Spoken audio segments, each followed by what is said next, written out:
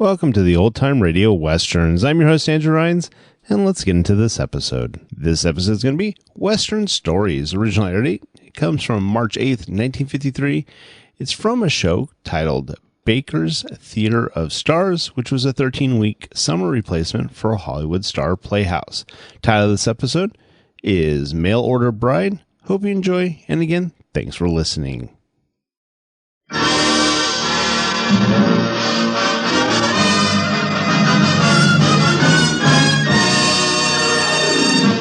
Welcome to the Baker's Theater of Stars. Today we present Mr. Robert Taylor in Van Cort's story, Mail Order Bride.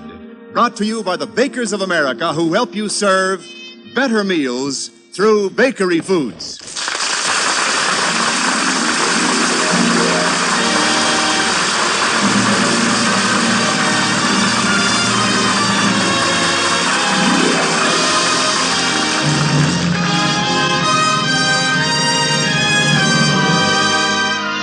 This is Wendell Niles, inviting you to the Baker's Theater of Stars, a half hour of outstanding dramatic entertainment featuring Hollywood's greatest stars, brought to you every Sunday at this time by the Bakers of America. Robert Taylor is appearing by arrangement with MGM, producers of Battle Circus, starring Humphrey Bogart and June Allison.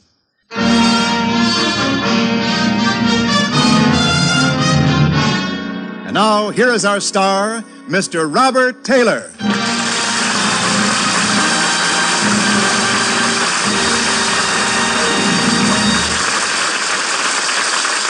When I first read the script for today's show, it made me think about a picture I made some time ago concerning a man in charge of a wagon train of women headed west. The women were to marry sight unseen a group of pioneer settlers. That was one way men and women got together. You see, in the early days, there weren't many women in that land, and men had little opportunity to meet and court their brides. But in one way or another, families were established and the West was settled. Our story today is the story of a man who arranged for a wife after the rough fashion of those days. Now it's a great pleasure to join with the Bakers of America in presenting Van Cort's story, Mail Order Bride.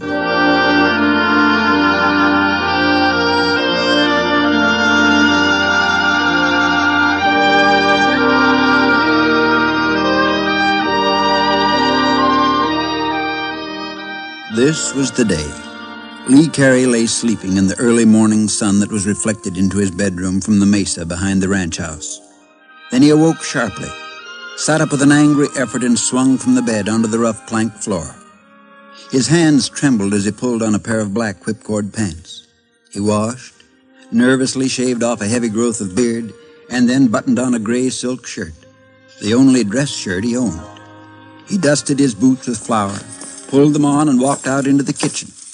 Old Jax, his only hand, was frying eggs and pork. I'm fixing a man's breakfast this morning, Lee. Just coffee.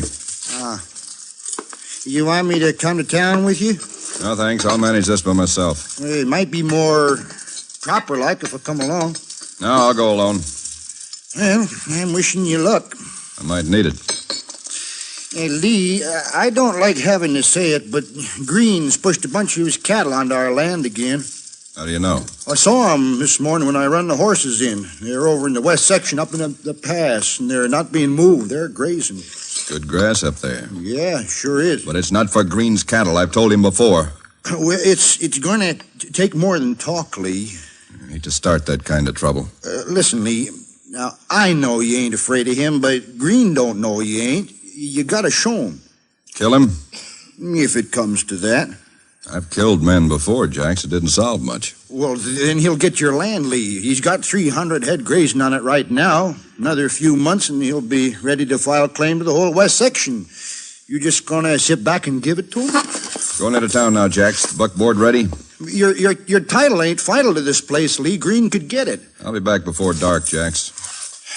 All right, Lee, but I wished you'd let me come with you. Green will be in town with Quill. Quill's just another hired gunman. I'm not worried. And Jax. Yeah? Don't you be.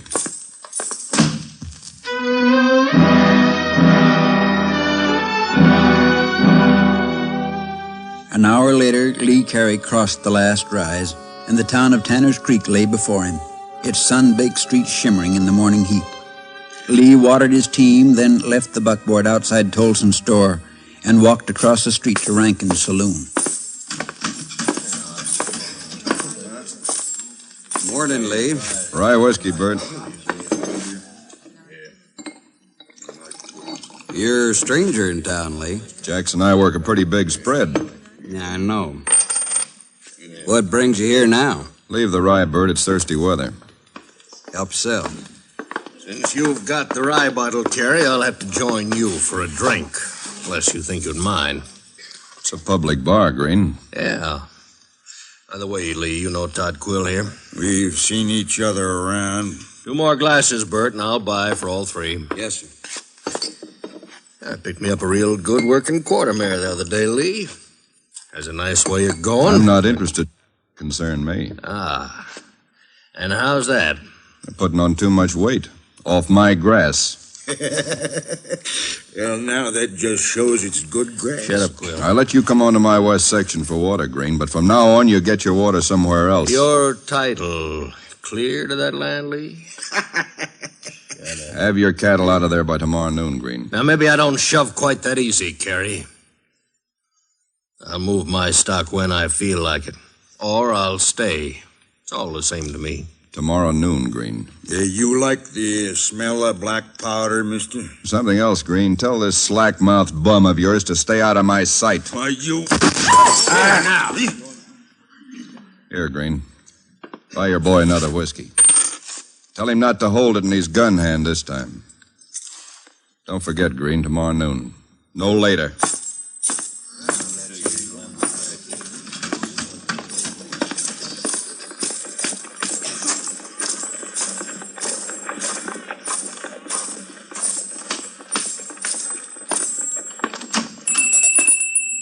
Hello, Tolson. Oh, I've been expecting you, Lee. So you drive in. You get those packages for me? Yeah. Being merchant and justice of the peace, too, they keep me busy, but it all came in on the stage from Wickenburg yesterday. It's right here. Good. I'll put it in the buckboard. Can I lend you a hand? No, thanks, Tolson. Lee, it's none of my business, but don't fight Green alone. He and Quill won't face you in the open. You'll get shot in the back. 4 years ago, a man tried that. Yeah, I remember. Must be close to noon. Train's just passing 4 Mile. Look, Tolson, I've got to get down to the depot. You can load this stuff for me after all. Why, surely. Thanks. You meeting the train? Yeah, I'll be back shortly.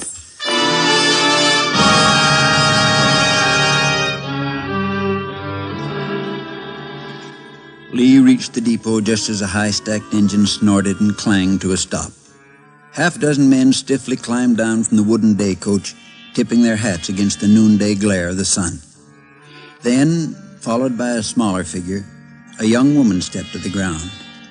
She was pretty, prettier than Lee had ever imagined. She was tall, with delicate shoulders and warm blue eyes. She came up to Lee and looked at him shyly. Mr. Carey, Ma'am? I'm Joyce. Yes, ma'am. And this is Mary Ellen. Mary Ellen, say how do you do to Mr. Carey. Hello. Hello, child. Come along, ma'am. We'll go to Tolson's. Most likely you'd like to freshen up after your journey. That's very thoughtful. If you'll just show me your baggage, ma'am, Just those 2 pieces and that little one there. I'll bring the buckboard down later. We'll pick them up then. All right, Mr. Carey.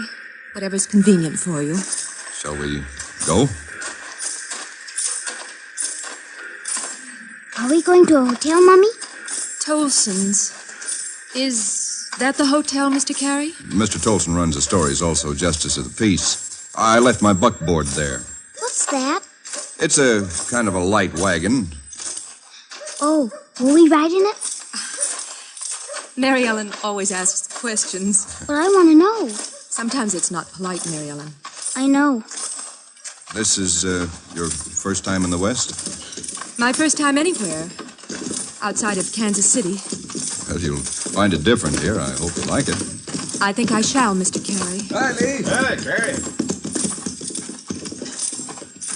That's funny. What is, Mary Ellen? Those men on the horses. All the men we've seen. They all have guns. You have a gun too, Mr. Carey. Yes, child. This is Tolson's. Right in here, ma'am. Oh, hello, Lee. I put the... Ma'am, this is Mr. Tolson. How do you do? I'm Joyce Kingston. This is Mary Ellen. Proud to know you, ma'am. Tolson, I thought they might clean up some. Would you... Oh, why, sure, yes. Right in back here, ladies. Mary Ellen, you go along with Mr. Tolson. I'll join you in a moment. All right, Mummy. Right this way, Mary Ellen. I'll get some fresh water for you. Mr. Carey. Yes? Mr. Carey, I've told Mary Ellen about everything. How it was arranged. The letters, the money for the train. What we're here for. I see. And she understands. You didn't say anything in the letters about a child. No. I take it you're a widow woman, then? Yes, I am. A widow. I see. I'm ashamed to have deceived you. I didn't mean to, but I didn't dare mention Mary Ellen. I was afraid you wouldn't want us. There now. Please, ma'am, please. It's just that, well, I didn't know quite what to expect. From a mail-order bride? Don't say that. That's what I am. Bought from an ad in a Kansas City newspaper. No. But I'll make it up to you. You won't have to marry me. I'm a good cook and a good housekeeper.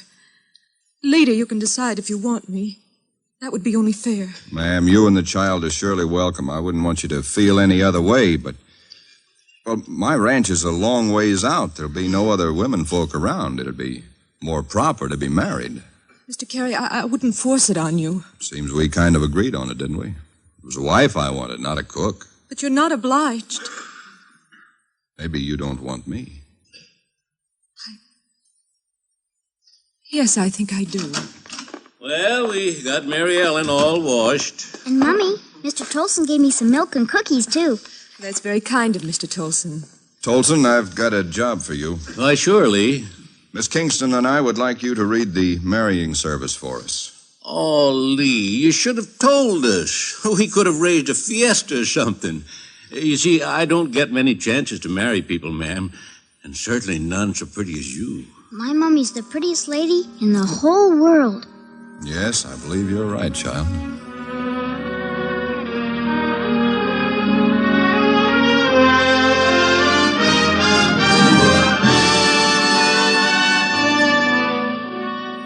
And so Joyce Kingston and Lee Carey were married. The shadows were dying into deep dusk when they came out of Tolson's store and climbed into the buckboard. A small group of men crowded around and offered congratulations. Lee was proud and happy as he sat beside his wife, looking down at his friends. Mary Ellen was taken for granted, and she sat quietly staring into the purple hills beyond the town. And then it happened. The smart man who buys a cow and gets a calf in the bargain. No, Lee, not now. Of all times, not now. She's right, Lee. Maybe later, but not now. Nobody thinks you're afraid of green. Lee? We'll be going now, Tolson. Thank you kindly. And if anyone's curious to know, I'll be back in town tomorrow.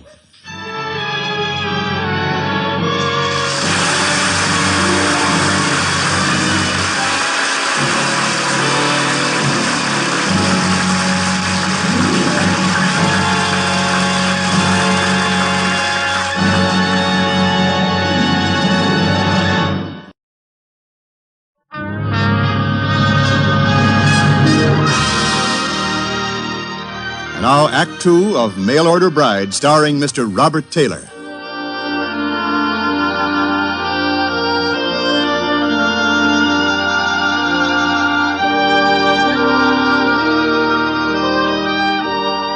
Lee Carey was silent as he drove the buckboard out of Tanner's Creek and along the road to his ranch. In the moonlight, Joyce watched the sharp lines around his mouth and wondered what she could ever do to make up for the shame she had brought on this proud, vengeful man.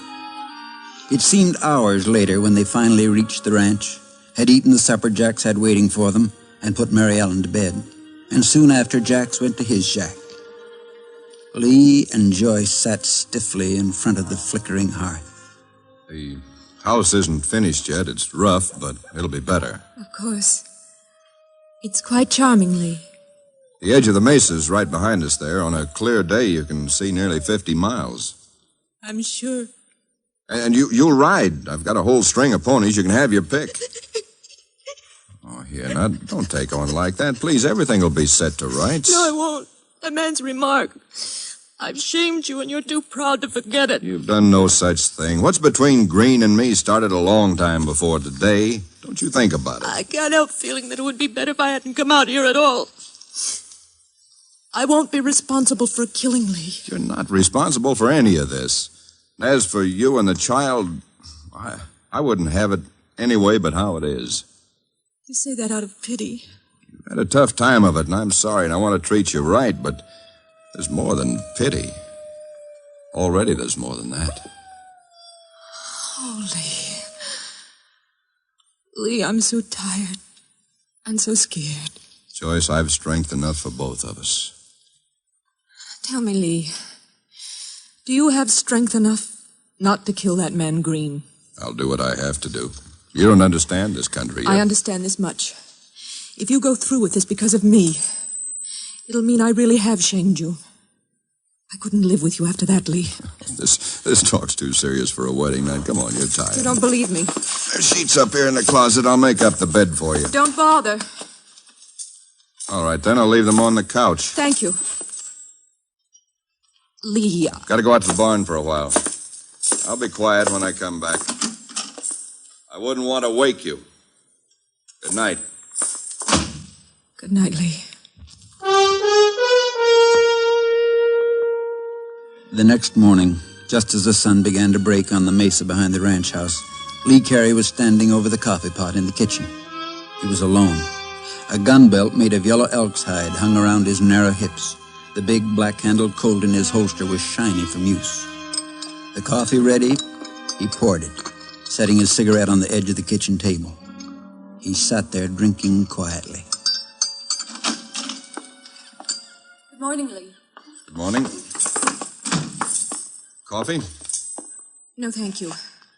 Lee, I want to talk with you. About what? About this thing with Green. It's not your concern. This is something between Green and me. When you left last night, I knew you didn't understand me. I lay awake waiting for you, but you didn't come back. And now looking at you, I don't believe I can make you understand. Joyce, there's no argument. This is something I've got to do. If you weren't ashamed of me, you wouldn't do it. I'll be back before sundown. And I'm not ashamed of you. But I'm going to kill Green. No, Lee, no. Jax will take care of anything you or Mary Ellen might want. Lee, if you leave this house now, if you go, I'll not be here when you get back.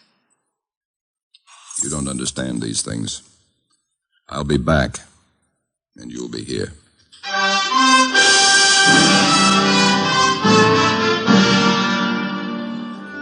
On the chance that Green might have decided to avoid meeting him in town, Lee Carey spent an hour or two searching out the pass in the west section. He found nothing, and finally headed into Tanner's Creek, where he tied his horse behind Tolson's store. Then he walked quickly across the street to Rankin's saloon. He paused for a moment before entering, and then slamming the door open with his left hand, he took one quick step and was inside. But the place was empty, except for Bert, who stood behind the long mahogany bar, polishing glasses and watching Lee closely. Morning, Bert. Lee? Where's your customers? Green hadn't been in. Quill neither. Know where he is? This time you're really looking, ain't you? This time I'm really looking. All right, Lee. Hotel. Been there most an hour. Alone? Quill's around. Thanks.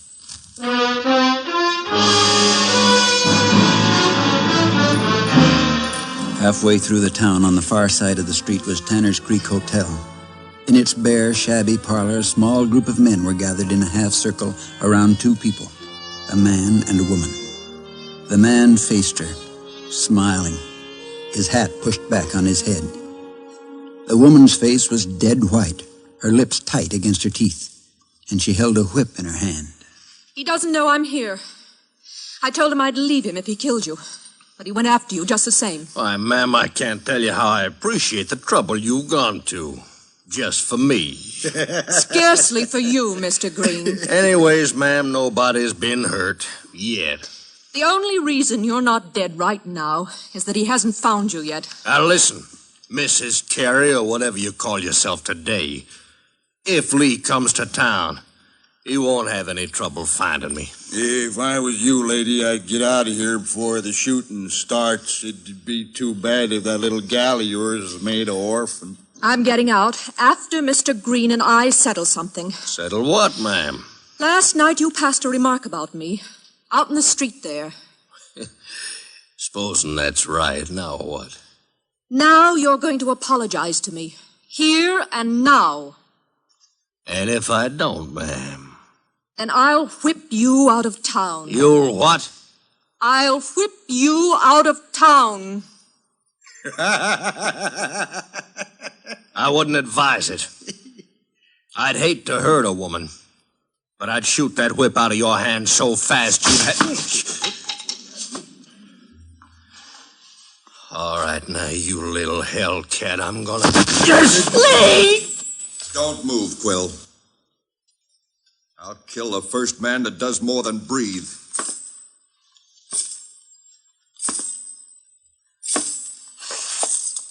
I'll take your gun, Quill. There. All right, Green, make your apology to Mrs. Carey. Make it! Apologize. So much for that. Now, Green, my bullet may have spoiled your gun, so I'm going to toss Quill's to you. I'll give you a fair chance. No, and then I'm Lee, going no. I'll handle this my way, Joyce. Go on outside. All right, Lee, I've tried. I was leaving anyway. Mary Ellen is at the depot with Jax. There's a train out at noon. I'll be on it. I have no choice. Goodbye, Lee. All right, men, give us room. You there, Jameson. Keep an eye on Quill. Shoot him if he interferes. That I will, Lee. You can use my gun if you like. And stick Quill's gun in your belt. Here. And now, Green, don't get your tongue caught in your teeth. You won't get another one like that. All right, you can't get me. No.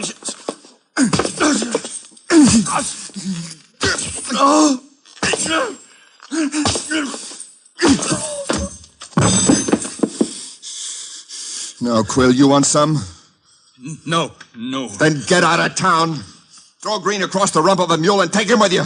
All right, we'll go. And remember this. I'll kill either or both of you the minute I see you again, any time, any place. Now pick him up and leave.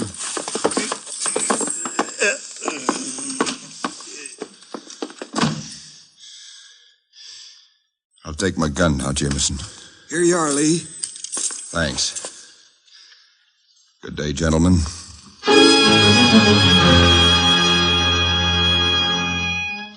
A few minutes later, Lee Carey stepped rapidly around the corner of the depot. The noon train was on the tracks, waiting. Halfway down, he saw her, alone and pacing slowly back and forth alongside one of the coaches. Then she turned and stopped, watching him, carefully, scarcely breathing. As he approached her, he removed his hat and held it at his side. Joyce, I didn't kill him. Oh, Lee. Lee, hold me. I should have, but when I knew I'd lose you... Don't talk about it, Lee. It's over now. Yes, it's over now. Kiss me, Lee. Kiss me. Go fetch my daughter. We're going home, Mrs. Carey.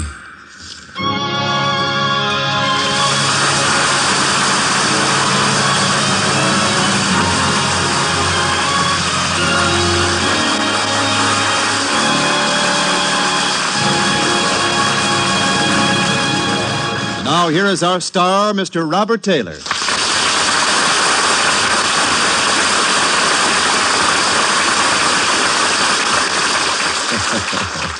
Wendell, that lady's certainly right. A good breakfast does mean a good morning.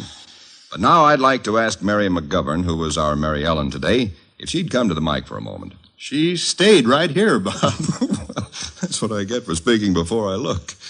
Tell me, Mary, how old are you? I'm 11, going on 12, Mr. Taylor. Would you answer a couple of other questions for us? I'll try, Mr. Taylor. What are they? Can you tell me where the Pilgrims landed and when? Plymouth Rock, 1620. And another one. When they elect a president down in Mexico, how long is he in for? 6 years, and he can't be re-elected. But where did you learn all this, Mary? Why, in school, of course, Mr. Niles. Where else? Where else, indeed. But do you realize that by 1956 there will be 7 million more children in elementary schools than there are now? The problem of additional teachers in classrooms demands that all of us join and work with our local civic groups and school boards. Remember, better schools build a stronger America. That's something all of us should remember. Thank you, Bob. Goodbye, everybody.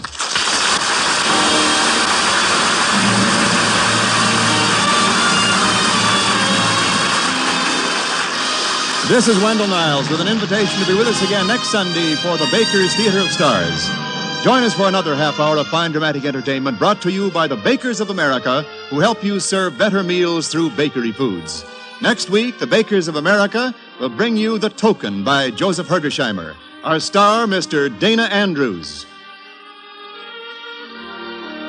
Today you have heard Mail Order Bride by Van Cort, specially adapted for the Bakers Theater of Stars by John Meston, and starring Mr. Robert Taylor with Gene Bates. Featured in the cast were John Daner, Harry Bartell, Lawrence Dobkin, Will Wright, and Mary McGovern. Narrator was Parley Bear. Music is by Wilbur Hatch, and our producer-director is Norman McDonald. This is Wendell Niles speaking. This is the CBS Radio Network.